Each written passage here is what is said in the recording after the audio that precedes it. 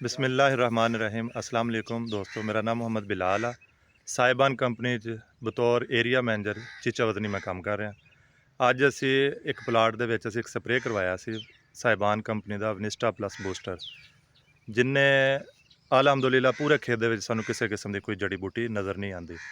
असी ये मुतलक असी भाई महमूद दे कोल असी हाज़र होए हैं, उन्होंने स्प्रे किया। असी उन्होंने कोल पुछांगे कि ये रिजल्ट इन्होंने किवें पाए।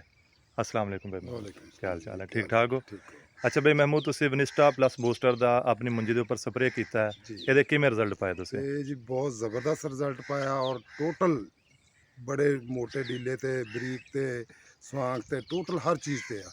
बल्कि हद तक घोड़ा घाह जेह्दे ते कहंदे भी नहीं कंट्रोल, ओहदे ते भी एहदा 80% कंट्रोल आ। वेरी गुड जी। ते बहुत ज़बरदस्त प्रोडक्ट आ और टोटल जड़ी बूटी वास्ते पूंजी वास्ते जिते असी बहुत ज़्यादा मुतमिन हाँ और बड़ी खुशी हुई सानू। नहीं तो अगे मोटे डीले का अलहदा दूसरा अलहदा ओहदी डबल खर्चा हो जाता। ये इक्को ही चीज़ ने हर चीज़ से कंट्रोल किया।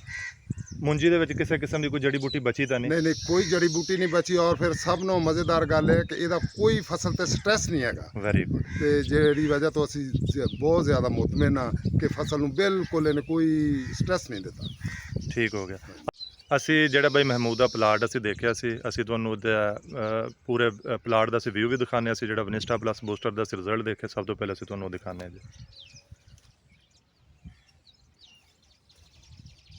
ਇਹ ਦੇਖਦੇ ਪਏ ਹੋ, ਇਤਨੀ ਜ਼ਿਆਦਾ ਜੜੀ ਬੂਟੀ ਸੀ ਕਿ ਬਿਲਕੁਲ ਪਰੋਇਆ ਪਿਆ ਸੀ, ਨਾ ਡੀਲਾ ਛੋੜਿਆ ਨਾ ਕੋੜਾ ਘਾਹ ਛੋੜਿਆ। ਸਵਾਂਕੀ ਵਗੈਰਾ तमाम ਚੀਜ਼ਾਂ ਇਹਨਾਂ ਨੇ ਕਵਰ ਕੀਤੀਆਂ ਜੀ। ਇਸ ਤੋਂ ਤੁਹਾਨੂੰ ਅੰਦਾਜ਼ਾ ਹੋ ਰਿਹਾ ਹੋਏਗਾ ਕਿਤਨੀ ਜ਼ਿਆਦਾ ਜੜੀ ਬੂਟੀ ਸੀ ਇੱਥੇ। ਬਿਲਕੁਲ ਨੀਟ ਐਂਡ ਕਲੀਨ ਹੈ ਪਲਾਟ ਇਸ ਟਾਈਮ, ਇਹ ਦੇਖ ਰਹੇ ਹੋ। अल्हम्दुलिल्लाह साहिबान जिंदाबाद।